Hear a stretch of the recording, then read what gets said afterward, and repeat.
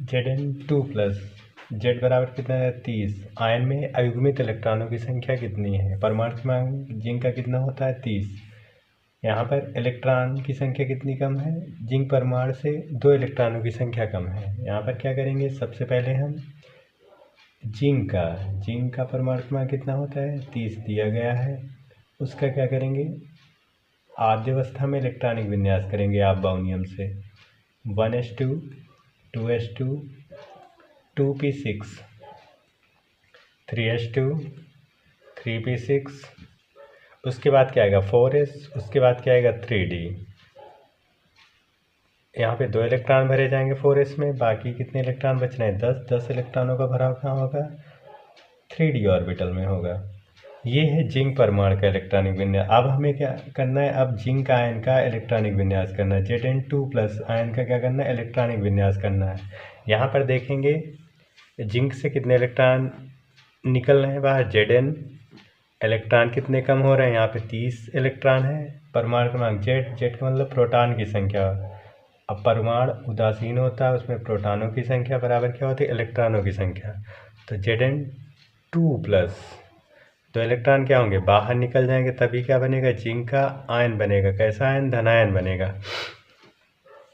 यहाँ पे zinc ion का इलेक्ट्रॉनिक विन्यास करेंगे, यहाँ से 4s से 2 इलेक्ट्रॉन क्या होंगे, निकल जाएंगे। तो यहाँ पर इलेक्ट्रॉनिक विन्यास जिंक आयन का क्या होगा 1s2 2s2 2p6। उसके बाद क्या होगा 3s2 3p6 और क्या होगा 3d10। अब यहाँ पर देखेंगे 1s2 2s2 2p6 3s2 3p6, इनमें इलेक्ट्रॉन सारे क्या हैं, युग्मित इलेक्ट्रॉन हैं। 3d की बात करेंगे, 3d उपकोष में इलेक्ट्रॉनों का भराव कुछ इस तरह से होगा। ये d ऑर्बिटल है, अधिकतम इलेक्ट्रॉन कितने होते हैं d ऑर्बिटल में 10। पहले इलेक्ट्रॉन सिंगल होंगे, एक इलेक्ट्रॉन, कितने भरने 10 electron, 2 electron 3 electron 4 electron 5 electron. अब क्या होगा, हुंड के नियम के अनुसार अब युग्मन होगा। तो 6 इलेक्ट्रॉन 7 इलेक्ट्रॉन 8 इलेक्ट्रॉन 9 इलेक्ट्रॉन और 10 इलेक्ट्रॉन। अब यहाँ पर देखेंगे अयुग्मित इलेक्ट्रॉन कितने, यहाँ पर सारे इलेक्ट्रॉन क्या हैं, युग्मित हैं। यहाँ पे सारे इलेक्ट्रॉन क्या हैं, जोड़े में है, युग्म में है, जोड़े में है।